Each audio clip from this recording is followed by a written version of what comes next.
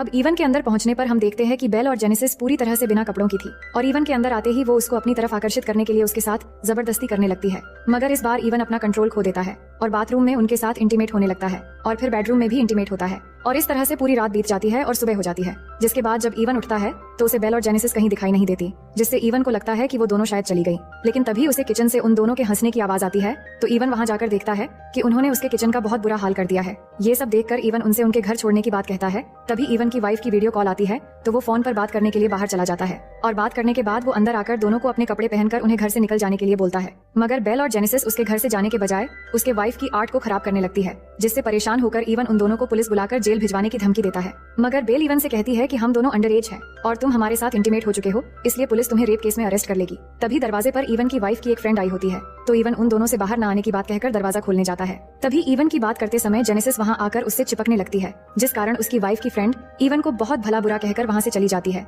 इसके बाद इवन अंदर जाकर दोनों लड़कियों को बहुत डांटता है और इस बार सच में पुलिस को फोन लगा देता है, जिससे बेल और जेनेसिस डर कर उसके घर से जाने के लिए मान जाती है और फिर जैसे तैसे इवन उन्हें अपने गाड़ी में बिठाकर एक घर के बाहर छोड़कर चला आता है और वापस आकर वो पूरे घर की सफाई में लग जाता है, क्योंकि बेल और जेनेसिस ने उसके पूरे घर को गंदा कर दिया था। अब उसके बाद रात को जब इवन अपने काम में लग जाता है तभी अचानक उसे ग्लास टूटने की आवाज सुनाई देती है, जिसे देखने के लिए जब वो जाता है तो वहाँ उसे अपनी फैमिली फोटो नीचे गिरी हुई दिखाई देता है और जैसे ही वो उस फोटो को उठाने के लिए नीचे झुकता है तभी जेनेसिस उसको पीछे से हमला कर देती है, जिससे इवन बेहोश हो जाता है। जिसके बाद जब इवन को होश आता है तो वो खुद को एक बिस्तर पर रस्सी से बंधा हुआ पाता है और जेनेसिस को चिल्लाकर अपने आप को खोलने के लिए कहता है। तभी बेल वहाँ पर इवन के बेटी की स्कूल ड्रेस पहनकर सामने आती है, जिसके बाद दोनों पास आकर इवन के कपड़े उतारने लगती हैं। लेकिन तभी इवन की वाइफ की वीडियो कॉल आ जाती है तो जेनेसिस इवन को बेल के साथ इंटीमेट होने के लिए कहती है। लेकिन इवन के ऐसा ना करने पर जेनेसिस कहती है कि मैं तुम्हारी वाइफ को वीडियो कॉल पर बता दूंगी कि तुम हमारे साथ मजे कर रहे हो। तो इवन बेल के साथ इंटीमेट होने के लिए तैयार हो जाता है और फिर बेल इवन के ऊपर आकर इंटीमेट होने लगती है और इंटीमेट होते हुए बेशर्मों की तरह आवाज निकालने लगती है और जेनेसिस ये सब रिकॉर्डिंग कर रही होती है।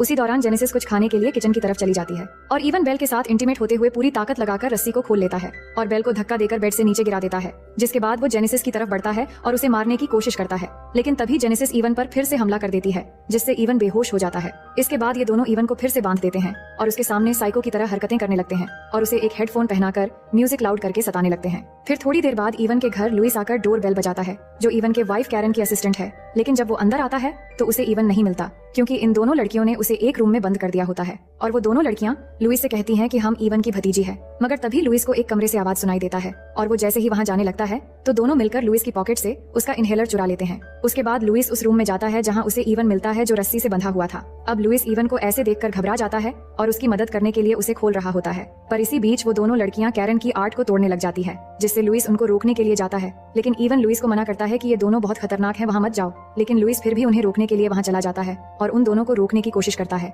पर वो नहीं मानती और कैरन के आर्ट को तोड़ती रहती है। और इसी बीच लुइस को सांस लेने में तकलीफ होने लगती है, क्योंकि लुइस को अस्थमा होता है और जैसे ही वो अपनी जेब में हाथ डाल के अपना इनहेलर निकालने की कोशिश करता है तो उसका इनहेलर पॉकेट में नहीं मिलता, क्योंकि उसका इनहेलर उन दोनों ने पहले ही निकाल लिया था। अब वो दोनों लड़कियां लुइस का इनहेलर एक दूसरे को कैच करने लगती हैं और लुइस उन दोनों से इनहेलर लेने की कोशिश कर रहा होता है और इसी बीच लुइस का पैर फिसलकर उसका सर एक पत्थर से टकरा जाता है, जिससे वहीं पर ही उसकी मौत हो जाती है और ये देख के दोनों लड़कियां हंसने लग जाती हैं। अब ये सब देखकर इवन को ये समझ आ जाता है कि ये दोनों लड़कियां पूरी तरह से साइको है। जिसके बाद ये दोनों लुइस की लाश को पेपर से ढककर उसके ऊपर पेंट करके एक मूर्ति की तरह बनाकर उसके लाश को ठिकाने लगा देते हैं और इवन के फोन से लुइस के फोन पर ऐसा मैसेज करते हैं ताकि बाद में लोगों को लगे कि लुइस और कैरन की अफेयर चल रहा था और इसका बदला लेने के लिए इवन ने ही लुइस को मार डाला।